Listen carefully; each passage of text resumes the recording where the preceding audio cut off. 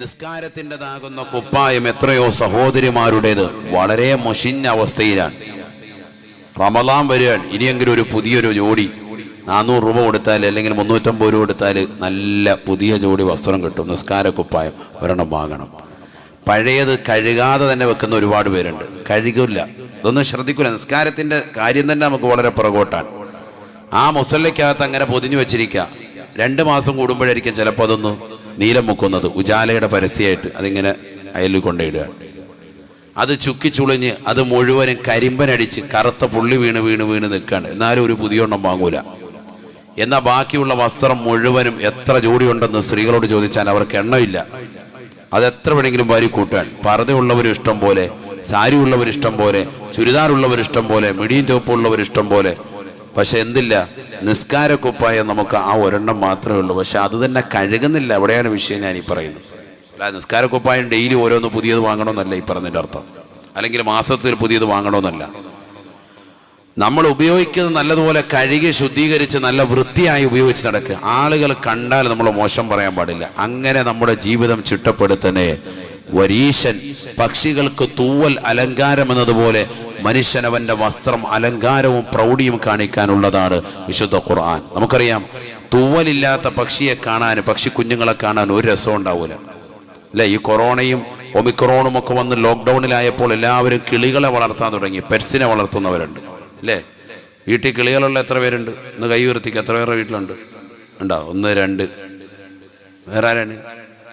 2 പേരേ ഉള്ളൂ. 2 പേരുടെ വീട്ടിലുള്ളൂ. ഞാൻ ഉണ്ടല്ലോ കിളികളുള്ളവര്.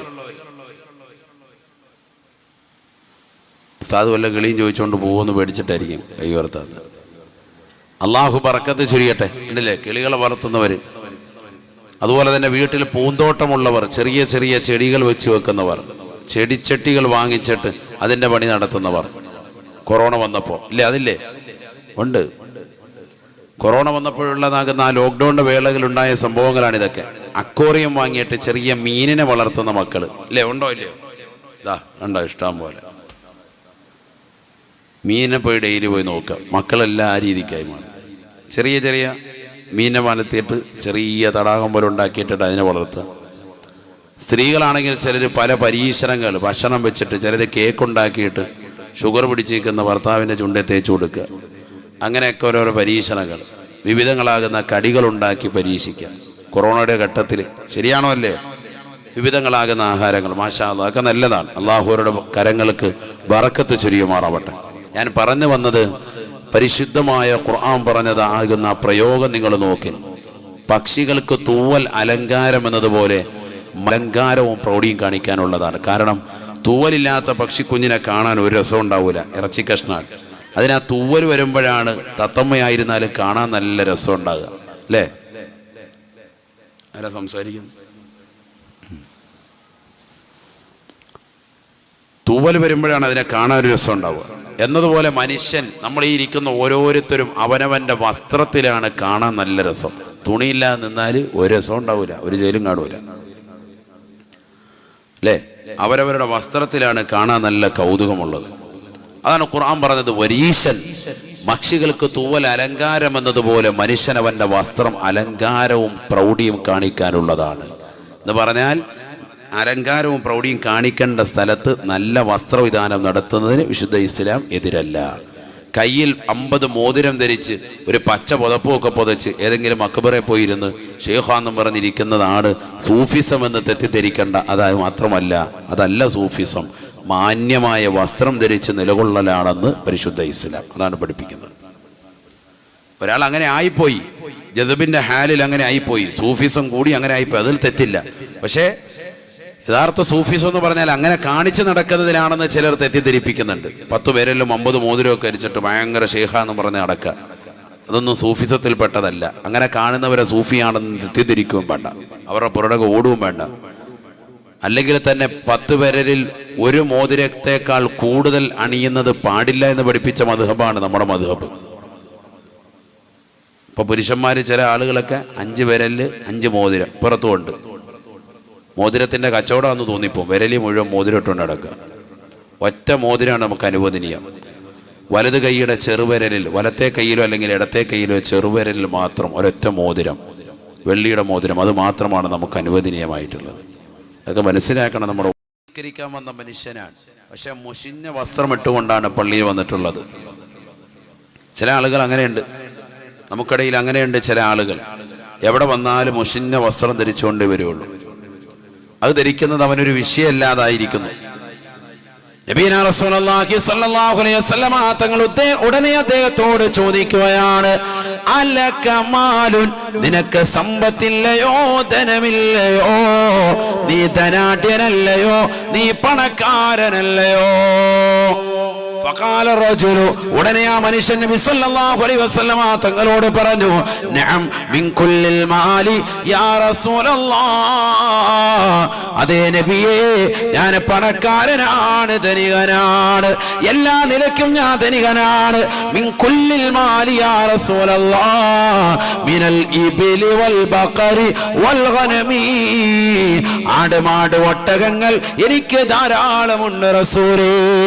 ഈ മദീന കണ്ട വലിയ ധനികനാണ് എന്ന് അള്ളാന്റെ റസൂലിനോട് പറഞ്ഞപ്പോ, ധനികനായിട്ടും മുഷിഞ്ഞ വസ്ത്രമിട്ടുകൊണ്ട് അള്ളാന്റെ പള്ളിയിൽ നിസ്കരിക്കാൻ വന്ന മനുഷ്യനോട് ലോകത്തിന്റെ നായകന് പറയുകയാണ്, ഇന്നല്ലാഹ യുഹിബ്ബു അയ്യറ അസറ നിഅമതിഹി അലാ അബ്ദിഹി, തന്റെ അടിമയ്ക്ക് അല്ലാഹു സുബ്ഹാനഹു വ തആല നൽകുന്നതായ സമ്പാദ്യത്തിൻ്റെതാകുന്ന അനുഗ്രഹത്തിന്റെ വർണ്ണവലിപ്പം അവന്റെ ശരീരത്തിൽ കാണപ്പെടുന്നതിന് അല്ലാഹു ആഗ്രഹിക്കുന്നുണ്ട് എന്ന് ഹബീബുനാ ശഫീഉനാ റസൂലുള്ളാഹി.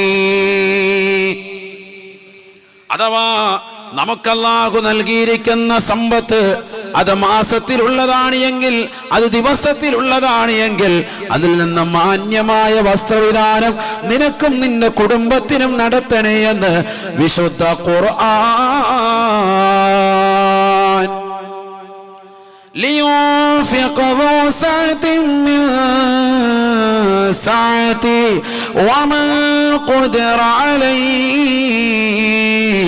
فلينفق مما آتاه الله لا يكلف الله نفسا لا يكلف الله نفسا إلا ما آتاها سيجعل الله بعد عسر يسرا. പരിശുദ്ധമായ ഖുർആനിലൂടെ അല്ലാഹു സുബ്ഹാനഹു വ തആല ഓർമ്മപ്പെടുത്തുകയാണ്, പഠിച്ചു വെക്കണേ അരയൻ കടപ്പുറത്തുള്ള പ്രിയപ്പെട്ട സഹോദര സഹോദരി, നിനക്ക് അല്ലാഹു നൽകുന്ന സമ്പത്തിൽ നിന്ന് മാന്യമായി നീ കുടുംബത്തിന് ചെലവഴിക്കണേ. വസ്ത്രവിധാനം നിന്റെ ഭാര്യയ്ക്ക് നന്നാക്കി കൊടുക്കണേ, നിന്റെ മക്കൾക്ക് നന്നാക്കി കൊടുക്കണേ. നീ ധരിക്കുന്ന വസ്ത്രവും അത് ഹലാലാവണേ, അത് ശുദ്ധിയുള്ള വസ്ത്രമാകണേ. മാന്യമായ ചെലവഴിക്കൽ കുടുംബത്തിന് നടത്തണം. കീറിപ്പൊറിഞ്ഞ വസ്ത്രം ഇട്ടുകൊണ്ട്, നൈറ്റി ഇട്ടുകൊണ്ട് പെണ്ണുങ്ങൾ നടക്കാൻ പാടില്ല. വസ്ത്രം ഒന്ന് ശ്രദ്ധിക്കണം. ഭർത്താക്കന്മാർ അവർക്ക് നല്ല വസ്ത്രം വാങ്ങിച്ചു കൊടുക്കണം. എന്ന് പറഞ്ഞാൽ എപ്പോഴും ഭയങ്കര ടിപ് ടോപ്പായിട്ട് നടന്ന് അങ്ങനെ നടക്കണമെന്നല്ല, പക്ഷെ മാന്യമായ വസ്ത്രം, അഥവാ കൊടുക്കുന്ന വസ്ത്രം നല്ലതുപോലെ കഴുകി ശുദ്ധീകരിച്ച് അത് നല്ല ഇസ്തിരിയിക്കിട്ട് വൃത്തിയായിട്ട് വേണം നിൽക്കാൻ. എപ്പോഴും നല്ല റാഹത്തായിരിക്കണം.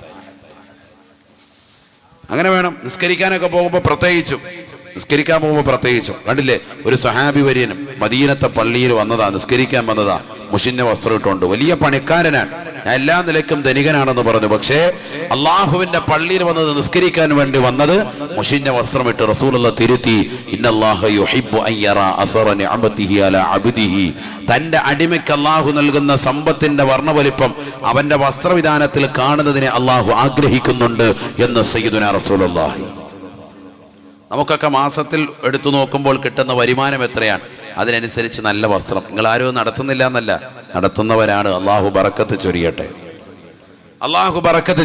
നിങ്ങൾ അത് വളരെയേറെ കൂടുതൽ ചെലവഴിക്കുന്ന ആളുകളാണ് നമ്മുടെ അരയങ്കടപ്പുറത്തുള്ളതാകുന്ന മക്കൾ. അള്ളാഹു എല്ലാവർക്കും സന്തോഷവും റാഹത്തും നൽകട്ടെ. എന്നാലും ചില ആളുകൾ ശ്രദ്ധിക്കാതെ പോകുന്നുണ്ട്. ഭാര്യയുടെ കാര്യം, നല്ലൊരു കുളിക്കാനുള്ള സോപ്പ് പോലും മണമുള്ള വസ്തു പോലും കൊടുക്കാറില്ല. നല്ല ഒരു വസ്ത്രം പോലും, ഒരു ജോഡി വസ്ത്രം പോലും ഒക്കെ ഇടാനില്ല. പല പരിപാടികൾക്കും വരാതെ നിലകൊള്ളുന്നത് തന്നെ മാന്യമായ വസ്ത്രം ഇല്ലാത്തത് കൊണ്ട് തന്നെയാണ്. എന്നാൽ ചിലർക്കുണ്ട് ഓരോ കല്യാണത്തിന് പോകുമ്പോഴും പുതിയ ജോഡി വേണമെന്ന് വാശി പിടിക്കുന്നത്. അതും പാടില്ല, വളരെ ശ്രദ്ധിക്കണം. ഭർത്താവിൻ്റെതാകുന്ന സമ്പാദ്യത്തിൻ്റെതാകുന്ന തോതനുസരിച്ച്, വരുമാനത്തിനനുസരിച്ചുകൊണ്ട് ജീവിതം ചിട്ടപ്പെടുത്താൻ ഭാര്യമാരും പാകപ്പെടണം. ഇല്ലെങ്കിൽ ജീവിതം വളരെ പ്രയാസകരമാകും. പക്ഷെ ഒരു കാര്യം ഇവിടെ ശ്രദ്ധിക്കേണ്ടത്, ഉള്ള വസ്ത്രം തന്നെ എന്ത് ചെയ്യണം? കഴുകി നല്ലതുപോലെ ശുദ്ധീകരിച്ച് അത് നല്ല ഇസ്തിരിയിട്ട് തേച്ച് മിനുക്ക് റാഹത്തായിട്ട് വേണം നടക്കാൻ. അള്ളാഹു തൗഫീഖ് തരട്ടെ. അതെല്ലാവരും വേണം. മക്കളും അങ്ങനെ തന്നെ വേണം. മാതാപിതാക്കളും തന്നെ ശ്രദ്ധിക്കണം. മാതാപിതാക്കൾ റോൾ മോഡലാകണം മക്കൾക്ക്. ആ വിഷയത്തിൽ നല്ല ടിപ് ടോപ്പ് ആയിരിക്കണം. എപ്പോഴും അങ്ങനെ വേണം.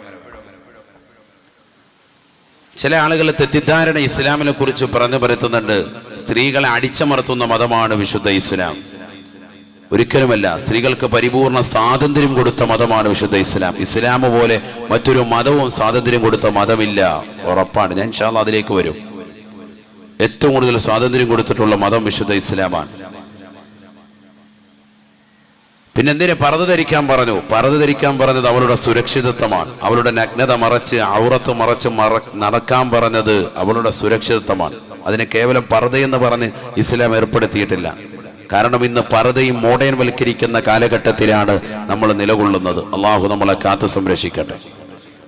അന്യരാകുന്ന ആളുകളിൽ നിന്ന് മറ വരുന്ന വസ്ത്രവിധാനം നടത്തണമെന്നാണ് വിശുദ്ധ ഇസ്ലാം പറഞ്ഞിട്ടുള്ളത്. അത് ഏത് വിധേനയുമാകാം, അതേത് വിധേനയുമാകാം. നിൽക്കട്ടെ, നിസ്കാരത്തിൻ്റെതാകുന്ന കുപ്പായം എത്രയോ സഹോദരിമാരുടേത് വളരെ മുഷിഞ്ഞ അവസ്ഥയിലാണ്. റമളാൻ വരികയാണ്. ഇനിയെങ്കിലും ഒരു പുതിയൊരു ജോഡി 400 രൂപ കൊടുത്താൽ അല്ലെങ്കിൽ 350 രൂപ കൊടുത്താൽ നല്ല പുതിയ ജോഡി വസ്ത്രം കിട്ടും.